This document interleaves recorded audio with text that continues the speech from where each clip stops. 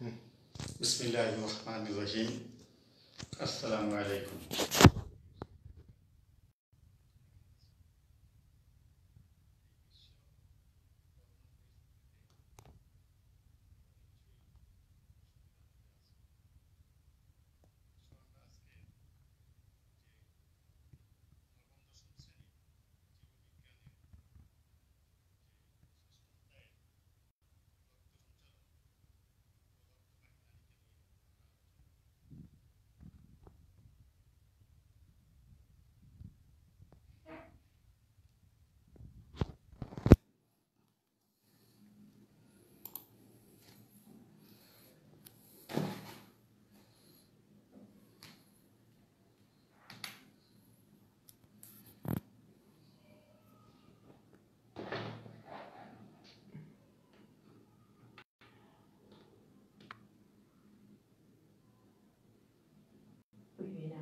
আমি আবুল কাশেম মোহাম্মদ আশরাফুল্লাহ, সহকারী শিক্ষক, SM মডেল সরকারি উচ্চ বিদ্যালয়, গোপালগঞ্জ। আজকের পাঠ নবম দশম শ্রেণী, বিষয় জীববিজ্ঞান, অধ্যায় 6, পাঠ রক্ত সঞ্চালন ও রক্তবাহী নালিকা।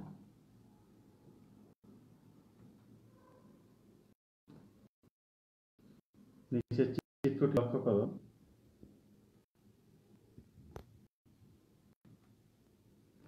মানবদেহের চিত্রের কাজ কি?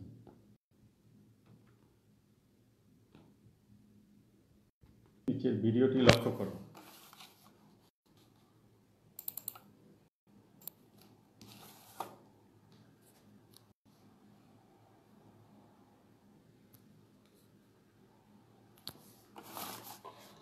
এটি সারা দেহে রক্ত সরবরাহ করে, আবার সারা দেহ থেকে রক্ত সংগ্রহ করে। আর এই রক্তের মাধ্যমে আমাদের দেহের সমস্ত কোষে খাদ্য ও অক্সিজেন পৌঁছে দেয়। আবার আমাদের দেহে উৎপাদিত বর্জ্য পদার্থ ও কার্বন ডাই অক্সাইড দেহ থেকে নিষ্কাশনে সাহায্য করে। আমাদের হৃৎপিণ্ডে রয়েছে মোট 4টি প্রকোষ্ঠ, এর মধ্যে 2টি অলিন্দ এবং 2টি নিলয়। হৃৎপিণ্ড শিরার মাধ্যমে সমস্ত দেহ থেকে রক্ত সংগ্রহ করে আর ধমনির মাধ্যমে সারা দেহে রক্ত সরবরাহ করে।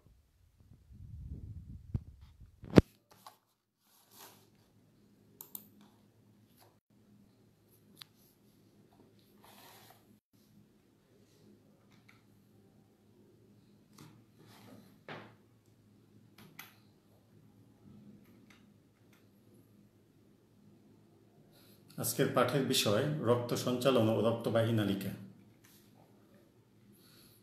শিক্ষণফল: এই পাঠ শেষে শিক্ষার্থীরা জানতে পারবে রক্ত সংবহনতন্ত্র কি বলতে পারবে, হৃৎপিণ্ডের গঠন ব্যাখ্যা করতে পারবে, হৃৎপিণ্ডের কাজ বর্ণনা করতে পারবে, ধমনী শিরার মধ্যে পার্থক্য করতে পারবে।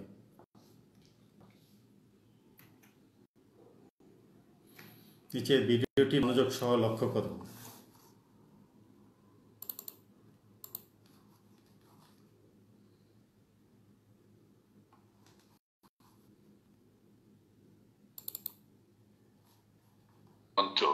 এটি আমাদের বুকের একটু বাম পাশে অবস্থান করে।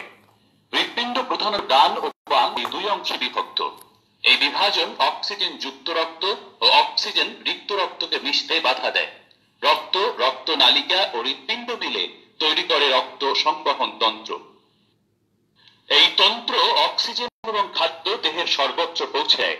হৃৎপিণ্ড প্রতি মিনিটে 5 কোয়াট রক্ত পাম্প করে। প্রতিদিন এটি 1 লক্ষ বার এবং বছরে 35 মিলিয়ন বার সংকুচিত ও প্রসারিত হয়। আমাদের দেহ থেকে কার্বন ডাই অক্সাইড যুক্ত নীল রক্ত হৃৎপিণ্ডের ডান অলিন্দ ও ডান নিলয়ে ফিরে আসে। পরবর্তীতে হৃৎপিণ্ড এই রক্ত পালমোনারি ধমনির মাধ্যমে ফুসফুসে পাঠায়। ফুসফুস এই রক্ত থেকে কার্বন ডাই অক্সাইড বের করে দেয় এবং এর সাথে অক্সিজেন যুক্ত করে।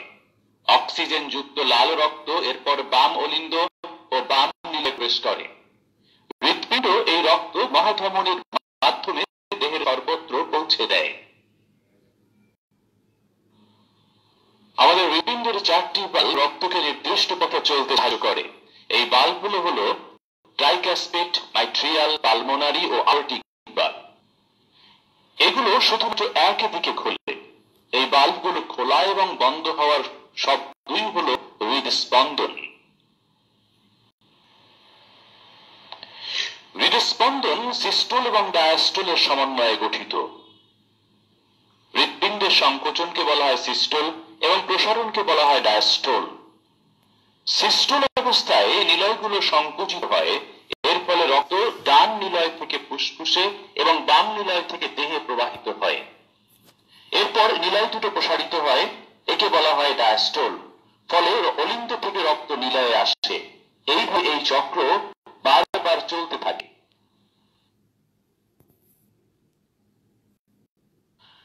হৃৎপিণ্ড কোষ দ্বারা গঠিত একটি জীবিত অঙ্গ, তাই এর বেঁচে থাকার জন্য দরকার হয় খাদ্য ও অক্সিজেনের। যে রক্তনালীর মাধ্যমে হৃৎপিণ্ডের প্রাচীরে রক্ত প্রবাহিত হয় তাকে বলে করোনারি ধমনী। এর মাধ্যমেই হৃৎপিণ্ডের কোষগুলো খাদ্য ও অক্সিজেন পেয়ে থাকে। আমাদের হৃৎপিণ্ডের ভিতরে রয়েছে সুন্দর একটি বৈদ্যুতিক সার্কিট। ডান অলিন্দের উপরে সাইনোএট্রিয়াল নোড থেকে এই সার্কিটে বৈদ্যুতিক ইম্পালস শুরু হয়। একে বলা হয় পেসমেকার। এটি প্রথমে অলিন্দকে সংকুচিত করে, পরবর্তীতে এই ইম্পালস এট্রিওভেন্ট্রিকুলার নোড হয়ে নিলয়ে প্রবেশ করে এবং নিলয় দুটোকে সংগঠিত করে। এইভাবে এই বৈদ্যুতিক সার্কিট হৃদস্পন্দনকে নিয়ন্ত্রণ করে। মন্ত্র।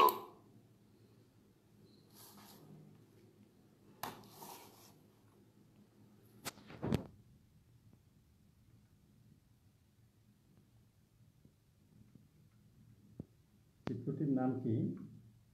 হৃৎপিণ্ড। হৃৎপিণ্ডে কয়টি প্রকোষ্ঠ থাকে? 4টি প্রকোষ্ঠ থাকে। বাম এট্রিয়াম, ডান এট্রিয়াম, বাম ভেন্ট্রিকল, ডান ভেন্ট্রিকল। নিচে চিত্রটি লক্ষ্য করো। চিত্রটি দ্বারা কি নির্দেশ করা হয়েছে? রক্ত সঞ্চালন। আমরা হৃৎপিণ্ডের বিভিন্ন অংশের সাথে পরিচিত হই। সুপার ভেনা কাভা, ডান atrium, pulmonary valve, tricuspid valve, interior vena cava, pulmonary artery, pulmonary vein, বাম এট্রিয়াম,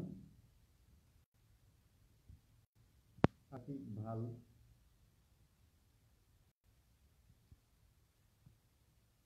বাম ভেন্ট্রিকল, ডান ভেন্ট্রিকল। একক কাজ। উপরের চিত্রটির কাজ কি লিখো। নিচের চিত্রটি দ্বারা কি নির্দেশ করা হয়েছে? রক্তবাহী নালিকা। রক্তবাহী নালিকাটির নাম কি বলতে পারো? ধমনী ও শিরা।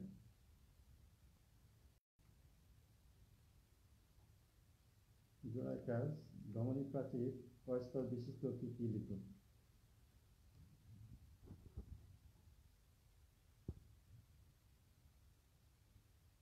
নিচের চিত্রগুলো লক্ষ্য করো।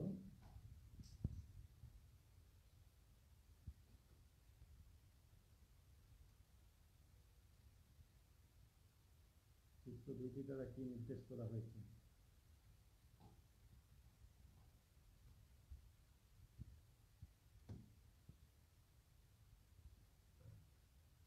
নিচের চিত্রটি দ্বারা কি নির্দেশ করা হয়েছে?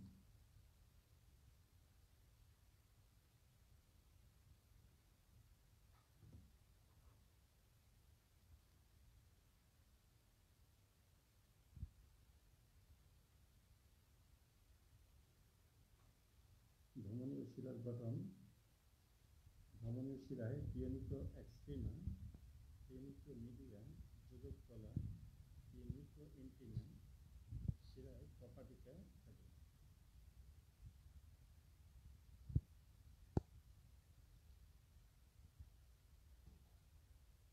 নিচের চিত্রটি লক্ষ্য করো। চিত্রটি দ্বারা কি নির্দেশ করা হয়েছে?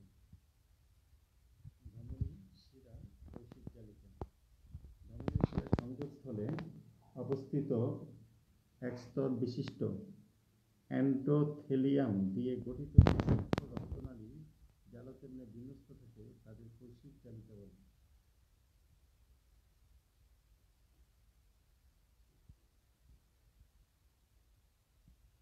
কৈশিক জালিকার কাজ কি?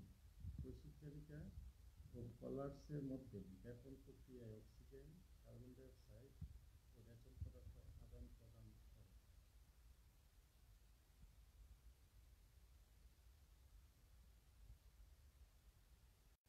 ধমনী ও শিরার মধ্যে পার্থক্য। উৎপত্তি ও সমাপ্তির দিকে ধমনী হৃৎপিণ্ড থেকে উৎপত্তি হয়ে কৈশিক জালিকা শেষ হয়। শিরা কৈশিক জালিকা থেকে ফুসফুস ও হৃৎপিণ্ড শেষ হয়। রক্ত প্রবাহের দিক ধমনীতে হৃৎপিণ্ড থেকে দেহের বিভিন্ন অংশে, শিরায় দেহের বিভিন্ন অংশ থেকে হৃৎপিণ্ডের দিকে। রক্তের প্রকৃতি ধমনী অক্সিজেন সমৃদ্ধ রক্ত, শিরায় কার্বন ডাই অক্সাইড যুক্ত রক্ত। প্রাচীর ধমনীর প্রাচীর পুরু ও স্থিতিস্থাপক, শিরার প্রাচীর পাতলা ও কম স্থিতিস্থাপক। ভিতরের নালীপথ ধমনীর নালীপথ বা গহ্বর ছোট, শিরার নালীপথ বা গহ্বর বড়। কপাটিকা ধমনী কপাটিকা থাকে না, শিরার কপাটিকা থাকে। অবস্থান ধমনীর সমস্ত দেহে, শিরার সমস্ত দেহে।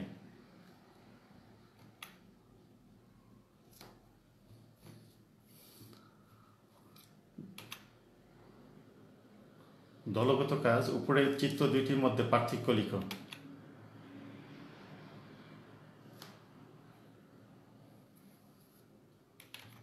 মূল্যায়ন: শিরা কি, কৈশিক জালিকা কি, কৈশিক জালিকার কাজ কি, মানুষের হৃৎপিণ্ডে প্রকোষ্ঠ কয়টি, হৃৎপিণ্ডে কয়টি বাল্ব থাকে, মানবদেহে রক্ত সঞ্চালন করে কে, কোন ধমনী কার্বন ডাই অক্সাইড যুক্ত রক্ত পরিবহন করে। বাড়ির কাজ: হৃৎপিণ্ডের চিহ্নিত চিত্র অঙ্কন সহ পেশিগুলোর নাম লিখো। তোমাদের সবাইকে ধন্যবাদ। তোমরা করোনায় সবাই মাস্ক ব্যবহার করবে এবং সামাজিক দূরত্ব মেনে চলবে, স্বাস্থ্যবিধি মেনে চলবে।